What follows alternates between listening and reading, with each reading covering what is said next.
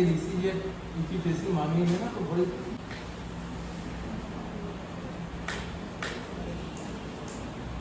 Benchmark with exercise. क्यों sir? जी Muzammil sir आपके level की ये फेसिंग है, कोई भी बता दें।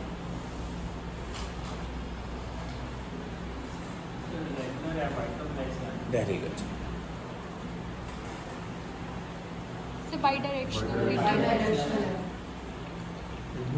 क्यों होता है बाई डायरेक्शन? ये क्या बात है, एक का मुंह नीचे को एक का ऊपर को है, क्या मैकेनिज्म है? बाई डायरेक्शन होता क्यों है?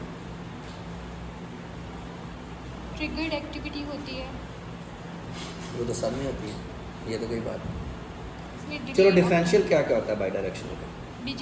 डिजिटलिस टॉक्सिसिटी और वो तो डिजिटल ही नहीं रहा, और फिर सीपीवीटी और चलो गूगल करें Anderson towel syndrome long QT7 करें जी, CPVT का और जो डिज टॉक्सिसिटी है और Anderson towel.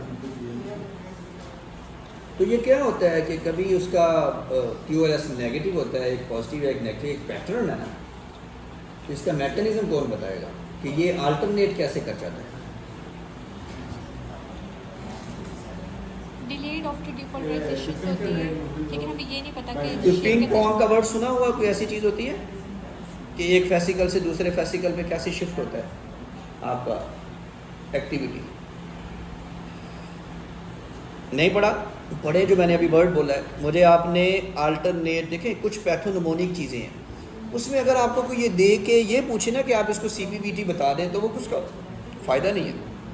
By directional exercise induced CPVT के अलावा कोई और चीज़ नहीं है, आई एग्री। लेकिन आपसे कैसे क्वेश्चन पूछना चाहिए कि सपोज इस पेशेंट को सिनकपी हो रही है तो कौन सी ड्रग देंगे, कौन सी ड्रग देंगे? इसमें भी बीटा ब्लॉकर्स, बीटा ब्लॉकर के बावजूद सिनकपी हो रही है, फिर क्या करेंगे? आईसीडी डाल सकते हैं, लेकिन उसमें कार्डिक सिम्पैथेटिक डिनर्वेशन भी करते हैं। शाबाश। तो ये वो कंडीशन है इवन के लॉन्ग QT1 भी कि ICD इसको बहुत शॉक देगा, ठीक है। ये वो है जिसमें सर्वाइकल सिम्पैथेक्टमी का रोल है और वो हो रही है पाकिस्तान में और बहुत चीपर है, 2 to 3 लाख की कॉस्ट है उसकी। और कितने घंटे का प्रोसीजर है? घंटे भी नहीं कहना चाहिए, कितने मिनट का प्रोसीजर है? 30 मिनट, जस्ट 30 मिनट प्रोसीजर इन पेशेंट्स के लिए, जिसमें बीटा ब्लॉकर्स आप दें भी तो शायद फ़ायदा नहीं हो, वो दें बेशक, लेकिन ICD एट दी एंड आता है, ठीक है। क्या मैकेनिज्म है जी? आप पढ़ेंगे भी तो आपको समझ नहीं आएगा इंशाल्लाह। सही कह रहा हूँ मैं। वो आपको फेसिकल बनाए हैं उसने, लेफ्ट एंटीरियर लेफ्ट पोस्टीरियर, और एक बॉल बना के वहाँ पे घुमा रहा है कि ये देखें ये यहाँ पे हो रहा है, और लेकिन सबसे ऊपर पता क्या लिखेगा? Unknown, it's exact mechanism is unknown, but hypothesis क्या है वो उसके ऊपर नीचे लिखेगा। तो एंडरसन टावल क्या होता है, लॉन्ग QT7 क्या होता है, उसमें किस तरह की वो होती है? ये मुजम्मिल साहब के लिए क्वेश्चन है ना। मुजम्मिल साहब को इस तरह का CPVT थोड़ा आएगा।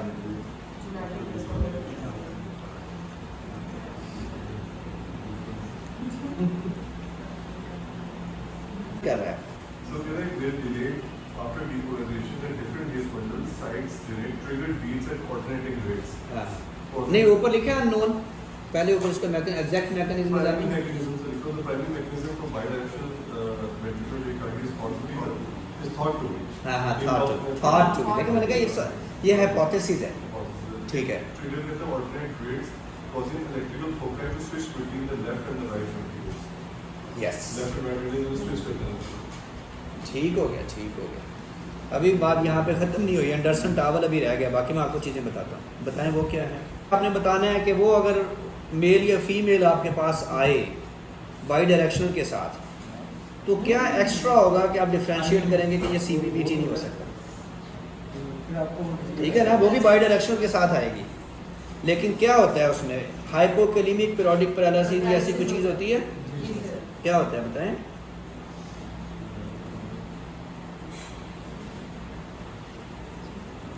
का किसी और चीज़ का रोल है?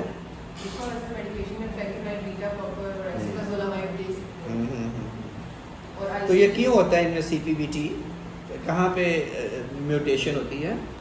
उनकी mutation type 1 liquid ACN J2 mutation positive और टाइप 2 जेनेटिक म्यूटेशन वो अब तक आइडेंटिफाइड। किसकी? CPVT में आर हाँ हाँ, एंडरसन टावल। यस, तो CPVT की क्या होती है? रेनिडिन रिसेप्टर म्यूटेशन होती है या कैल्शियम म्यूटेशन होती है। उससे क्या होगा? कैल्शियम हैंडलिंग जो होती है ना वो एब्नॉर्मल हो जाती है और कैल्शियम ओवरलोड हो जाता है, हम्म। जिसकी वजह से डिलेड आफ्टर डिपोलराइजेशन होती है।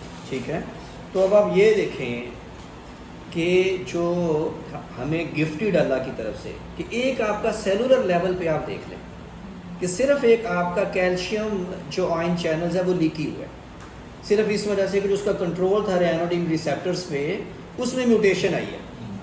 हम मेरी बात समझ गए हैं? और पूरे का पूरा बच्चा हिल के रह गया, जो इतनी फूफ आए हैं हम में, तो ये इतना टाइम लगता है। उसमें क्या है, उसमें क्या म्यूटेशन आ गई, उसने क्या बेचारे ने खा लिया होगा, जब एक आजमाइश है ना फैमिली के ऊपर या बच्चे के ऊपर।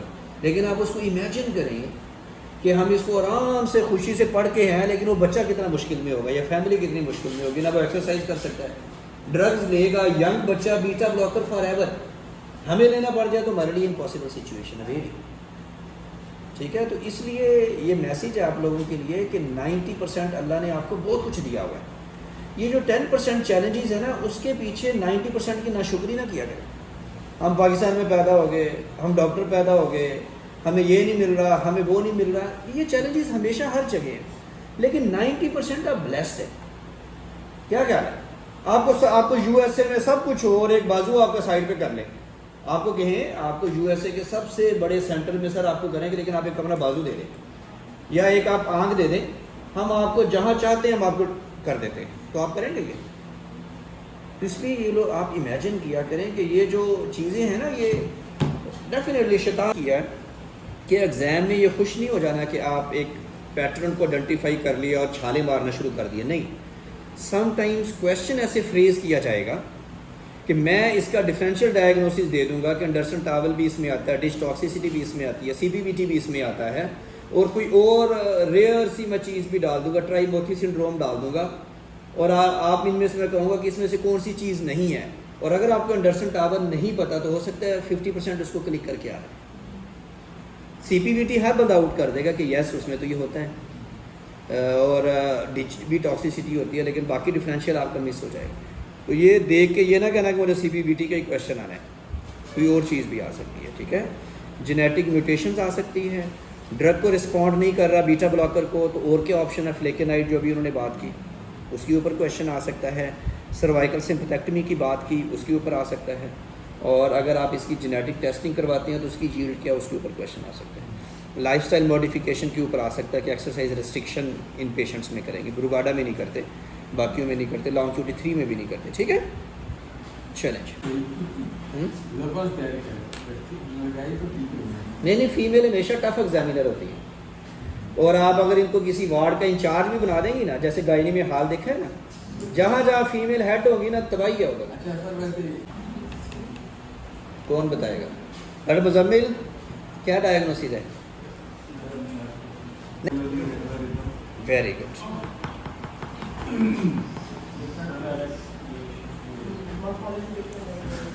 ठीक है। फिर क्या है?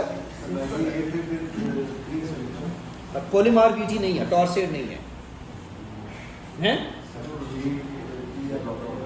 ठीक, ट्विस्टिंग नहीं है उसकी, मतलब एक एक्सिस के गिर्द ट्विस्टिंग नहीं है, टॉर्सेड नहीं है।